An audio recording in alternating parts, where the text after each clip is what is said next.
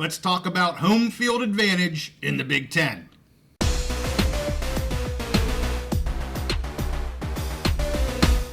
College football is almost back. So we're back today on the Big Mountain to talk some Big Ten football. Hey, good to have you here on the Big Mountain. I am JY, and this is my good friend Steve. Steve, we want to do a fun episode here looking at the Big Ten and home field advantages. You're going to run this because you're the Big Ten guy. We're going to do the Mountain West as well a little bit later on, but we're going to do the Big Ten first, and these are your rankings. Yeah. So let's get to it. Yeah, so I'm going to start at the bottom and work my way up. And this is just, it's home field advantage. It doesn't necessarily mean their record and how they've done, because some teams are just awesome and they could win at any stadium. And other teams are just pitiful and they would lose pretty much in any stadium. But some of the features of their stadium give them a little bit more advantage, a little bit of help on the help on the scoreboard, help against the spread. There you go. Because that's why we started this podcast, was to give our betting picks. So it's important, I think, when you're looking at these betting picks, looking at Vegas's numbers, to look at where is the game, what's the home stadium, and what kind of advantage does maybe that home dog have. Okay. For sure, yeah. So we're going to start right at the bottom, and this is going to include our newest members, our 4 new members, so all 18 of the current Big Ten members. And I think you might be surprised at this. Okay. I think some people will be surprised. Well, I'm starting right away, dead last 18, UCLA, the Rose Bowl. Oh, my goodness. Even though the venue for the granddaddy of them all. That's what I was going to say. Is the worst home field advantage. It does seat 92,000. Yeah. However, if you take a look at UCLA's home games, there might not be 9,200 at most of those games. And the stadium, when in January, when it's just packed full of people and it's beautiful, it's an awesome location. But the stadium is very old. The way it's sloped, the highest stands they're closer to the mountains of Pasadena than they are to the field, to what's going on in the field. And just the way it's sloped, the way the bowl is shaped, doesn't contain a lot of the noise.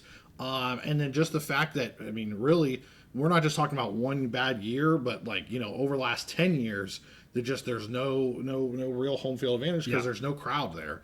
The people just have not been coming out. So I'm putting them at the bottom, UCLA. And I think it's important to note, you're not talking about the stadium for what it is. You are talking about the home field advantage. Yes. That includes fans. It includes the experience. It includes grass, the turf, everything about it. The locker rooms. Before you guys go in the comments and start crapping all over Steve about how great an old stadium it is, and how dare you? We're talking about home field. How hard is it for a team to go in there and play because of the 12th man, because of the environment, because of the X, Y, and Z? Absolutely. And yes, you look at that, and it's just a nice big bowl. It looks really cool. I actually like looking at it when it's open. It's just a vacant. Empty, just a nice beautiful big bowl. But now you look at the stands anymore, especially like your NFL stadiums, which seat.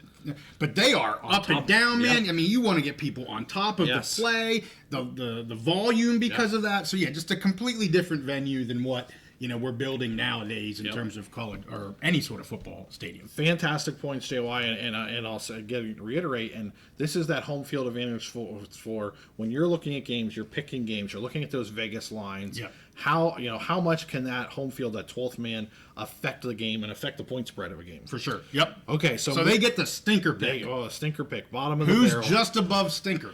Rutgers. Okay. SHI Stadium is the new name. It holds 52,000, although I think maybe there's been 52,000 in the stadium 2 or 3 times, and each time they got their ass kicked by Penn State. It's just Rutgers has not had a lot of success on the field over the last 10 years. Now they are trending, and I picked them, to hit the over this year in their win totals. Schiano has that team, I think, back on track. So maybe they start to fill it a little bit more this year, but they've shown nothing so far that there's really any home field advantage. They really haven't filled that place up on a consistent basis. They haven't had a lot of success there. And a lot of times there's high point spreads, and they end up losing by more than the high point spread. So the next one, almost the exact same story. Maryland, SECU Stadium. 51,000, and again, I think I've seen that stadium filled to that maybe twice, and I think both times they got their butts kicked by Penn State. There was a really good game, West Virginia against Maryland, I think a few years back. And it's a nice facility. Like, I'm not dogging the facility. They've gotten money, I think, from Under Armour, and just, it kind of looks cool when they fill the place. It can have a good crowd, but they just don't do it that very often. They haven't had a lot of success on the field. And really, their stadium just hasn't shown that it's much of a home field advantage for them. Well, they do, and some people hate it. I like it, but they used to do the Maryland flag kind of in the end zone. It's very unique. I kind of like when people do special things in the end zone. I personally like the Maryland flag, just kind of the busyness of it. That has nothing to do with home field advantage, but I just want to throw that out there. The stadium looks cool, and I think if they had some better success on the field and could fill the stadium and start to overperform a little bit expectations, they have room to go up on this list. But what they've shown the last 10 years is just not a lot. They're not getting a lot of advantage from that stadium. Going up to the next one, a lot of the same story. Minnesota Huntington Bank Stadium, 52,000. Actually 50,800, so right around 51,000. I believe the stadium is rather new. Looks nice. They had a home game there a few years back. They hosted Ohio State to start the season. Looks beautiful. They had a good crowd that night. But in general, they're not really filling the thing up, and they're really not they're not really gaining a benefit from their stadium. When you look at the point spreads, they're basically losing the games they're supposed to and losing by as much as they were supposed to, if not more. So room to grow. If they had a bunch of success on the field and could really fill it up consistently, they could move up this list. But right now, there's just not much to show for it. And something you're seeing here, I know you're talking some capacities, but some of the lower capacity buildings or stadiums here are kind of towards the bottom of your list. I don't know if that has anything to do with your rankings, but we've just talked about Rutgers, Maryland, and Mini, right all in the 50,000 capacity mark, which is kind of the low point of the Big Ten. I'm a little surprised you have Mini this low. I just kind of, I don't know. They seem like they got cool. I don't watch a ton of Big Ten, but they seem like they got cool home field advantage type stuff. The stadium looks nice. The people are super friendly out in the parking lot. They get the fucking gopher out there. It looks like he's going to bite someone's head off. But they just, again, they're not filling it up consistently. They're just not getting that much of an advantage out of their stadium. They have room to grow. Now, I will say you made a good point, but we're going to talk about two stadiums here that are in my top 10 that are a similar number, maybe a little bit higher, but very similar number that really do have a good home field advantage. Total different experience. Well, let's think about that. Yes. Or I'll bring them back up when we get to maybe some of those. So what do you got next here? So moving up, so we just talked about Mini. Indiana, a lot of the same thing. There's like 3 or 4 memorial stadiums in the Big Ten. Indiana's Memorial Stadium, 52,000 half asleep fans if they do fill it with that. They have a lot of early kickoffs. They have trouble filling that stadium, and when they do fill it, it sounds like half of them are grandparents who had a big breakfast and then took a nap in the middle of the game. So it's a quiet stadium. They haven't had a lot of success. Every now and then they have a game or two, but they haven't really had it's kind of a trending theme, a smaller stadium. They haven't had a lot of success on the field, and the fan base is just not known as being really rabid consistently. They might get up for a game or two per year, but that's about it. Okay. Illinois, Michigan State moving up. So Michigan State, I really struggled with like the next 3 or 4. Okay. And Michigan State, and maybe this is a little recency bias, Spartan Stadium, because 10 years ago when they were kicking the crap out of Michigan, they had the little brother, little brother kiss my ass, little brother, or whatever that Mark D'Antonio was saying. They had some excitement and they had some buzz.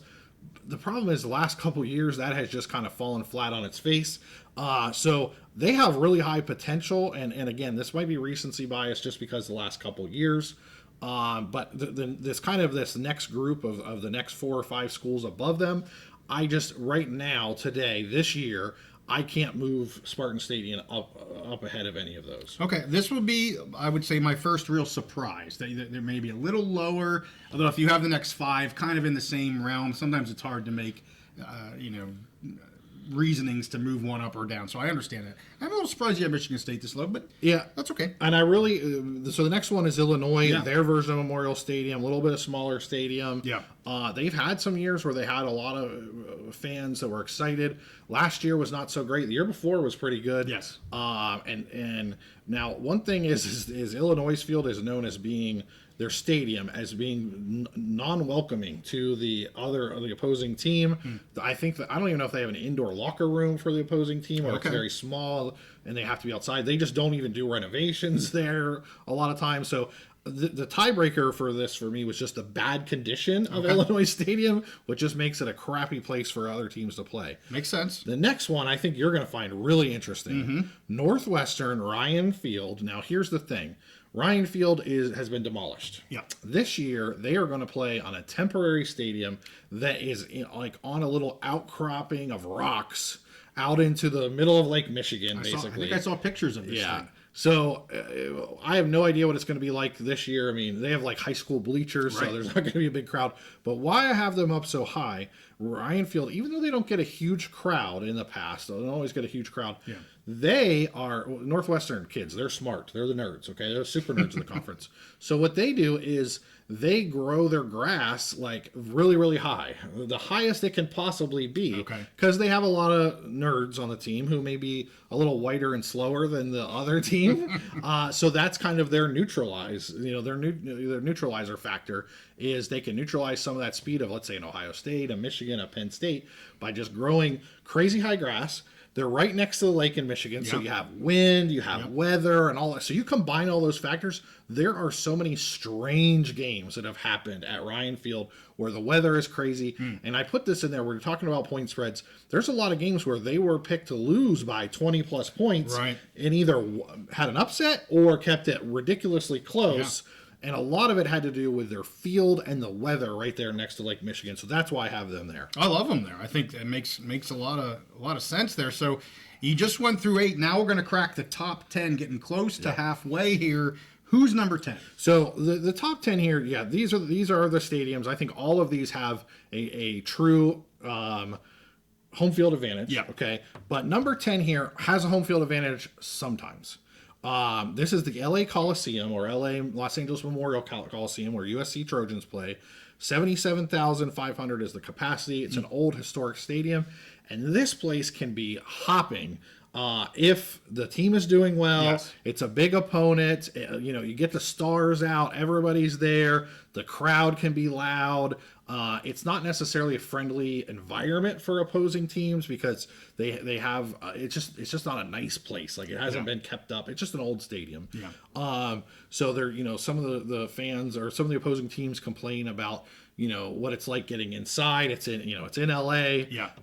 It can be a little rough sometimes. Now, it doesn't have the consistency of some of their big brothers. It hasn't for the last 10, 15 years, but I'm wondering now that they're going to be in Big Ten play, and they'll have teams like Penn State, Ohio State, Michigan visiting there and playing in the Coliseum. I'm wondering if that turns around. Yeah, no, that's a good point. And you're exactly right. It's a little hot and cold there. Yeah. When it's hot, it is a heck of a place to play. But again, it's not all the time. They don't have that consistency. So let's get to number 9. Yeah, moving up, Wisconsin Camp Randall Stadium. I'm pretty sure you're a fan of the state of Wisconsin. Yes. I mean, they're known for beer and cheese and sausage and schnitzel and great things to eat. They like to drink beer. It's got Milwaukee, which I like. Right. I'm a big fan of Milwaukee. So a lot of great things to eat, a lot of great beer to drink, and the fans they're great fans. They love football. Whether the team, honestly, Wisconsin and Camp Randall is one of those. Whether the team is winning or losing, they pack that place. For sure. Everybody likes to come out and tailgate, go to the games. Now, I wouldn't say that it's quite as loud. Now, I have not been there for a game, but from what I've heard, it's not quite as loud as some of the stadiums we're going to get to. Okay. But they do that cool jump around thing, which is pretty awesome. That's a big thing. And they pack it. Now, I've heard a lot of people say it should be louder. I think people from Wisconsin, they're just kind of polite, and maybe half of them are drunk from drinking too much Old Milwaukee. And they take a nap or something in the middle of the game. Well, when you have, your Wiener Schnitzel, your pretzel, soft pretzel, and a few cold ones. A few 13, 14 you might have to take a nap every so often. Yeah. I get it. I've been there. Especially after then you jump around a bit. Oh, man, that takes all your energy out of it. Yeah. Okay, so this next one, this is one I was kind of foreshadowing a little bit. Mm-hmm. Smaller stadium. Purdue plays at Ross-Ade Stadium, 61,000, but I'm telling you, they are right on top of you. Yeah. There's hardly any room between the benches and the seats. This is one of those places. There's another one we're going to talk about that's like the same but worse. Yeah. This is one of those places where crazy things happen, especially night games. Ohio State has gone in there and lost. Penn State went in there and was almost upset a couple years ago. The fans are on top of you. I think they do a blackout sometimes. They got that train. They have the big drum and all that stuff. Just the fans are into it. Sometimes, noon games maybe not so much, but especially afternoon and night games. They are crazy, and it is exactly what I think of for a Big Ten environment. Yes, those night games in Purdue are definitely a special environment for sure. Yep. So this one had to be up there for me. So my next one going up, Nebraska. Their Memorial Stadium holds 90,000. Pretty loud place. Really, Nebraska fans are as rabid as any fan base, really, honestly. Whether you're in the Big Ten, the SEC, or wherever, they're into it. They're loud. The only reason they're knocked down to number 7 right here is they haven't, the last 4 or 5 years, they have not shown that success on the field. Yeah. They really have not gained an advantage like with the point spread from that home field. However, with the team doing better and better, I think Matt Rule has that program in a good direction. I could really see this becoming, again, going back to their tradition and their history of being a really tough place to play. Yeah. So I've got Nebraska's Memorial Stadium at number 7. It's a fair placement for them, no doubt. Fair placement. We're getting to some big boys now. I'm anxious to see where we're at here. Number 6, just out of the top 5. Who is it? So number 6, and some people would be surprised. I'd be willing to bet some of our reviewers would think this should be in the top 2 or 3. Okay. But I've got Michigan Stadium, the Big House, the highest. I believe it's the highest capacity in the country. It's the highest capacity in the Big Ten, 107,600. Here's the thing about this place, and they've had great success on the field. Okay. Yeah. It's kind of like the Rose Bowl, where it's just built strange. The acoustics, it's very kind of like a flat bowl. Yeah. The acoustics aren't great.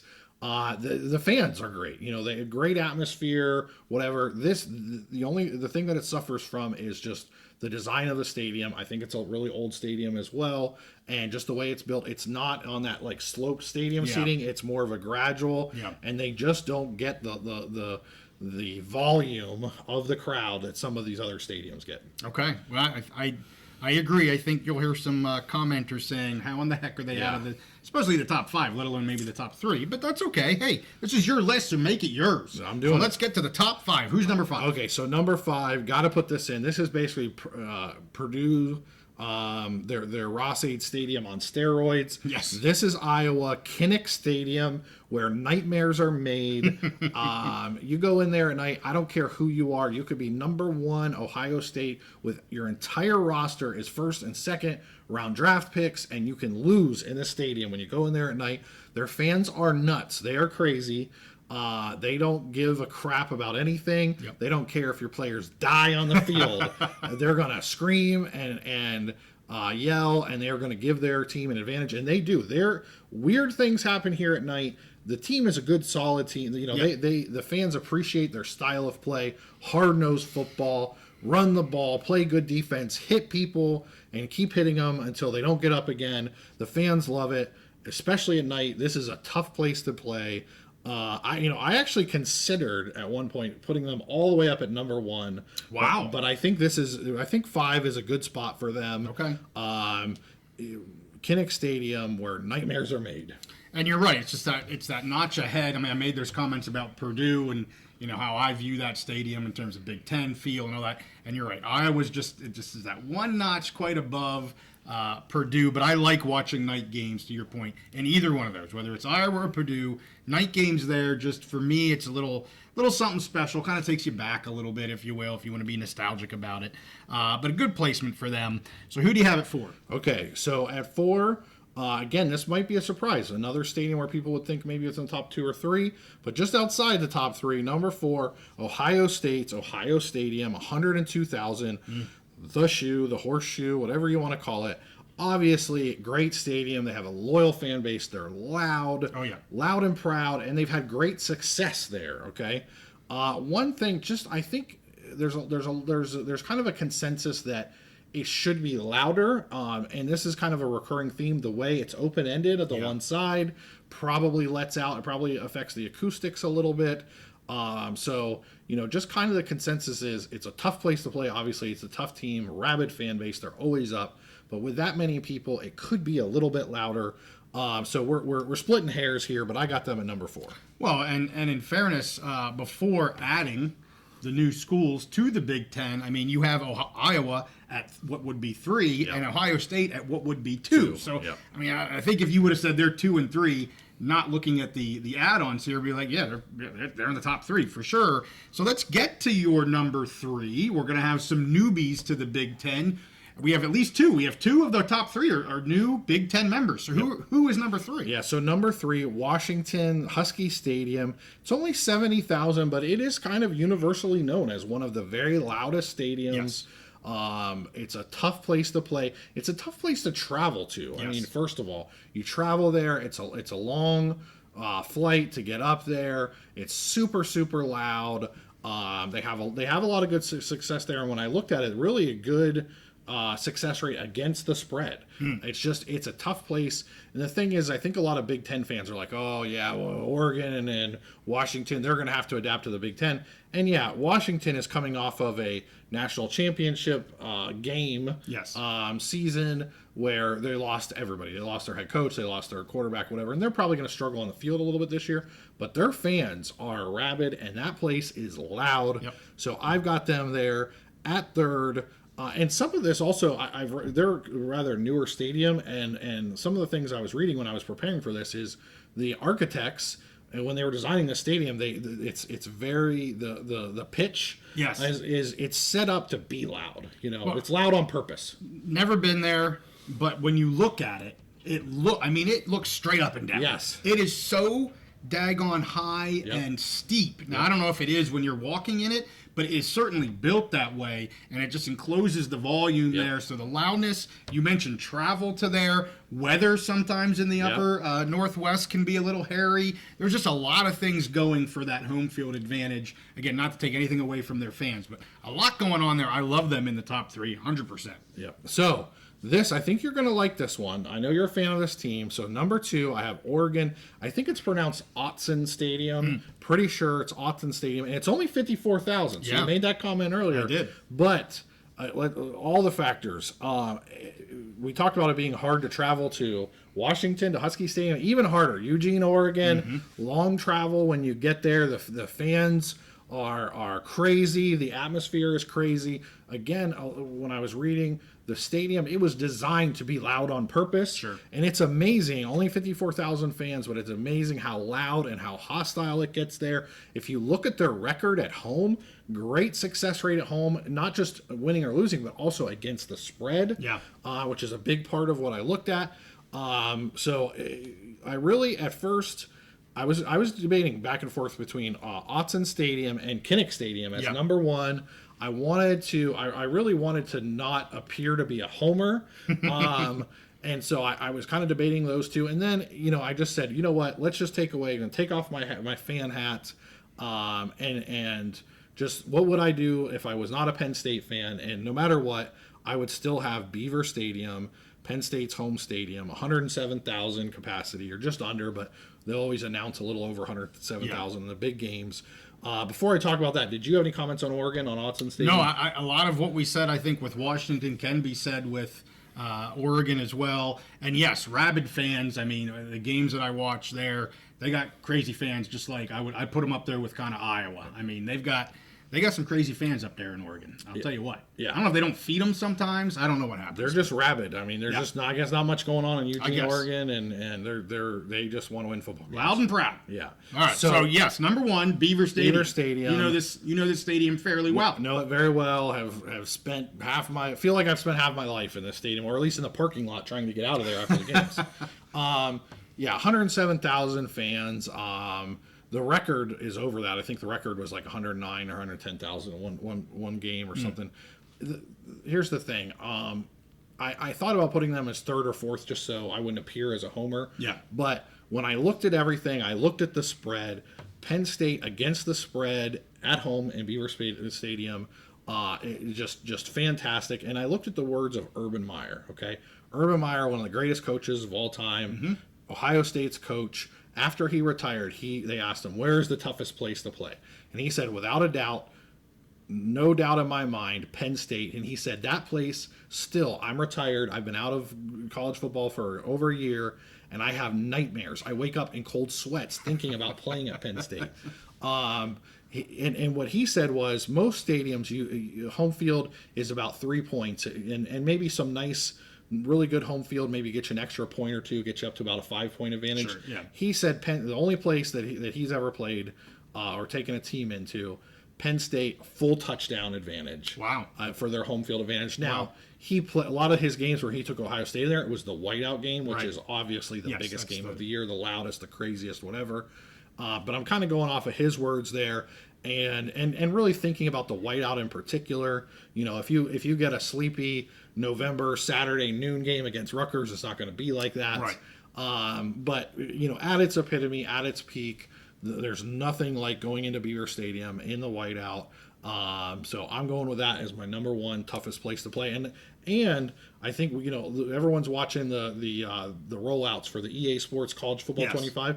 They basically said the same thing. You know, they showed some awesome replays and how they recreated those, and between, I think, Beaver Stadium, I think Tiger Stadium where LSU plays, Yeah. they have those at the two hardest place to play and the most advantage. So I'm looking forward to getting that game and playing it and seeing what it feels like to play in Beaver Stadium in that game. Well, I must say, from a visual aspect, I know the whiteout is always kind of the big guy. Ooh, the whiteout. I like when they do the stripes. I think that looks. Yep. I mean, that's a visual thing. It's not as crazy. I mean, I know it's not the craziness, the loudness, but I appreciate when they do the stripes. I think it looks cool. I do too, and I know we're talking about Big Ten stadiums. Tennessee and the SEC, they do a Fantastic. similar one, like a checkerboard or whatever. So those are always cool. So that's that's pretty much what I got. That, you know, I wanted to rank all of these, and again, this is not from just a hey, we're fans, and you know, what's the coolest place to play.